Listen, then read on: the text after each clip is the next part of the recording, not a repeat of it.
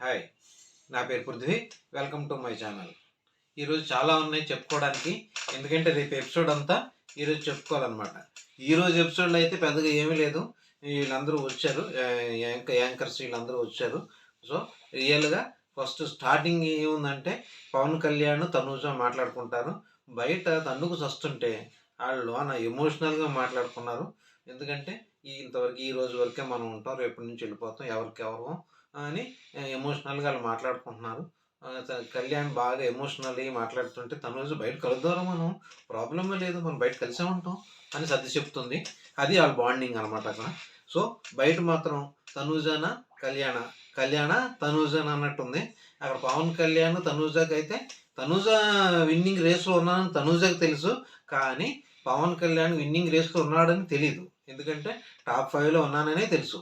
So నేను number 1 పొజిషన్లో ఉన్నానని పవన్ కళ్యాణ్కి తెలియదు. తెలియకపోవడం వల్ల అతను అంత ఫ్రీగా ఉన్నాడు. అదొకటి మెచ్చుకోవాలి. అది జరిగిందనమాట.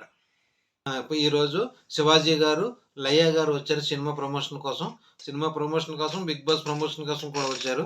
వాళ్ళిద్దరూ వచ్చి బాగా ఎంటర్టైన్ చేశారు. వాళ్ళేమో డెమాన్ పవన్ రీతుల్లో యాక్ట్ చేసి బాగా బాగా నవ్వించారనమాట. చాలా బాగా యాక్ట్ చేశారు. శివాజీ గారి సంగతి తెలుసు కదా.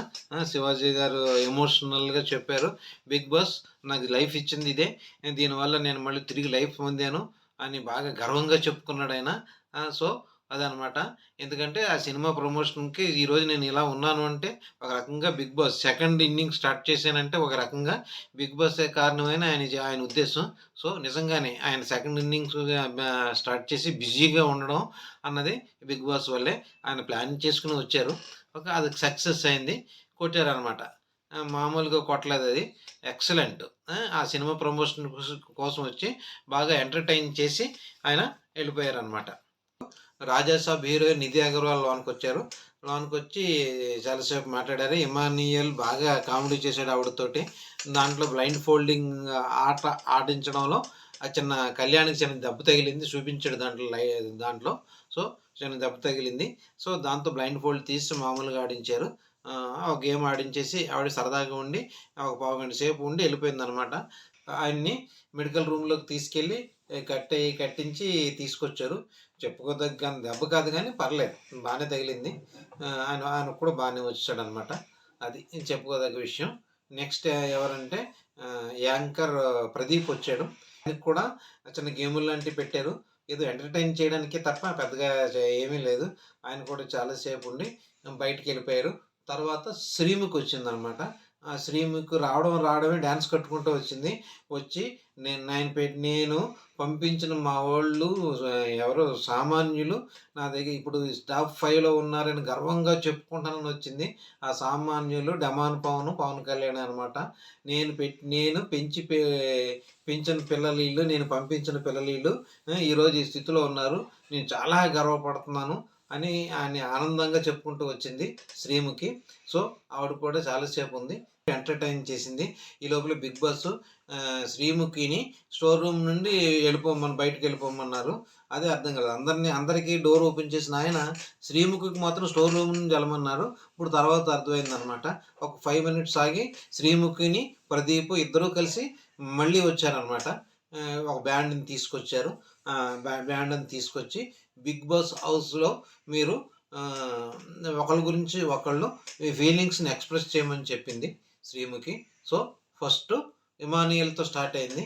ఇమానియల్ సంజన గారి కోసం చెప్పాడు, బాగుంది ఆయన స్టోరీ. తర్వాత ఏమో సంజన గారేమో ఇమానియల్ కోసం చెప్పింది. తర్వాత ఏమో ఇమానియల్ మళ్ళీ డెమాన్ పవన్ కోసం చెప్పాడు. డెమాన్ పవన్ గురించి చెప్పడం కూడా బాగుంది. తర్వాత తనూజ ఏమో పవన్ కళ్యాణ్ కోసం, పవన్ కళ్యాణ్ ఏమో తనూజ కోసం జర్నీ చెప్పుకుంటూ వచ్చారు. ఒక్కొక్కరు జర్నీకి ఒక్కొక్క సాంగ్ ప్లే చేశారనమాట. అది కూడా బాగుంది. బ్యాండ్ కూడా బాగా ప్లే చేశారు వాళ్ళు. సో మొత్తం మీద శ్రీముఖిని, ప్రదీప్ కలిసి చాలాసేపు ఉన్నారు. చాలాసేపు ఉండి ఎంటర్టైన్ చేసి వెళ్ళిపోయారు అనమాట. స్వయం కృపలాదం అని చెప్పాలి. ఎందుకంటే ఆయన ఆ ప్లేస్లో ఉండాలి. ముఖ్యంగా చెప్పుకోవాల్సింది రేపు జరగవలసిన విషయాలు చెప్పుకోవాలి. ఎందుకంటే రేపే కదా అంత ముఖ్యమైనది అంతా. కాబట్టి మనకి టాప్ 5, టాప్ 4 ఎవరో వెళ్ళిపోయారు అన్నది తెలిసిపోయింది. ఇంకా టాప్ 1, 2, 3 అన్నది ఆటోమేటిక్గా తెలిసిపోద్ది. కానీ టాప్ 1, 2 అన్నది ఇంకా కన్ఫ్యూజ్గానే ఉంది. సో ఫస్ట్ టాప్ 5లో ఎవరు వెళ్ళిపోయారు అనేది మనం ముందర నుంచి అనుకుంటున్నట్టే టాప్ 5లో సంజన గారు ఎలిమినేషన్ అయిపోయారు. శ్రీకాంత్ వాళ్ళ అబ్బాయి రోషన్ బయటకు తీసుకొచ్చారు. వాళ్ళేమో చాంపియన్ సినిమా ప్రమోషన్ కోసం వెళ్ళి ప్రమోషన్ చేసుకుని మాట్లాడి సంజన గారిని బయటకు తీసుకొచ్చేసినట్టు తెలుస్తుంది. సో సంజన గారు 5th ప్లేస్లో ఎలిమినేషన్ అయ్యారనమాట. సో ఆవిడకి సూట్ కేసులు అయ్యి రాలేదు. పాపం వస్తే తీసుకునే ఉద్దేశంలో ఉన్నది ఆవిడ. ఇమానుయేల్తో కూడా అంది, సూట్ కేసు వస్తే నేను తీసుకుని వెళ్ళిపోతాను, ఏ పొజిషన్లో ఉన్నాను అని చెప్పింది. పాపం బిగ్ బాస్ ఆవిడకి ఆఫర్ ఇవ్వలేదు. సో టాప్ 5లో సంజన గారు ఎలిమినేషన్ అయిపోయారు. టాప్ ఫోర్లో ఎలిమినేషన్ అయ్యింది ఎవరు? అది ఇక్కడ ట్విస్ట్ అనమాట. అందరూ డెమాన్ పవన్ అనుకుంటున్నారు. కాదు, డెమాన్ పవన్ టాప్ 4లో ఎలిమినేషన్ అవ్వలేదు. ఇమానియల్ టాప్ 4లో ఎలిమినేషన్ అయిపోయారు. అనిల్ రావుపూడి గారు వచ్చి ఇమానియల్ని బయటకు తీసుకెళ్ళిపోయారు అనమాట. పాపం ఈయనకి కూడా సూట్ కేసు ఆఫర్ ఇస్తారేమో అనుకున్నాం. సంజన గారికి ఇచ్చినా ఇవ్వకపోయినా ప్రాబ్లం లేదు, కానీ టాప్ 5 ఈ ఇమానియల్కి ఇచ్చుంటే బాగుండేది. ఎందుకంటే అతను బిగ్ బాస్ హౌస్ని భుజాల మీద నడిపించాడు. మామూలుగా ఎంటర్టైన్మెంట్ చేశాడు, ఎక్సలెంట్గా ఉన్నాడు, గేమ్స్ బాగా ఆడాడు, అన్ని విధాలుగా. ఇమానియల్ లేకపోతే బిగ్ బాస్ లేదు అన్నట్టు అయింది ఈ సంవత్సరం బిగ్ బాస్ 9 సీజన్ మొత్తం. కాకపోతే ఆయన ఎక్స్పెక్ట్ చేసింది ఏంటంటే 1 or 2 ప్లేసులు ఎక్స్పెక్ట్ చేశాడు. వచ్చిన వాళ్ళందరూ కూడా ఇమానియల్ తనూజ అని అన్నారు. సో ఫ్యామిలీ దాంట్లో కూడా ఇమానియల్ తనూజ అనడంతో ఆయన ఓవర్ ఎక్స్పెక్టేషన్ పెట్టేసుకున్నారు. నేను పర్వాలేదు ఉంటానులే అని అనుకున్నాడు.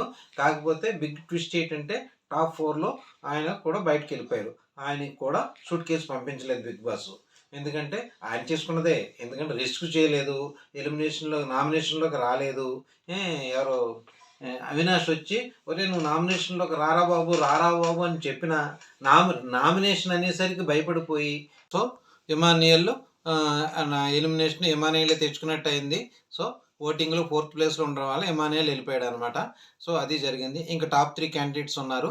టాప్ 3 క్యాండిడేట్స్లో కామనర్స్ ఇద్దరు, సెలబ్రిటీస్ ఒకళ్ళు ఉన్నారనమాట. ఈ విషయం తేలాలి అంటే రేపు సాయంత్రం 5 గంటల వరకు వెయిట్ చేయాలి.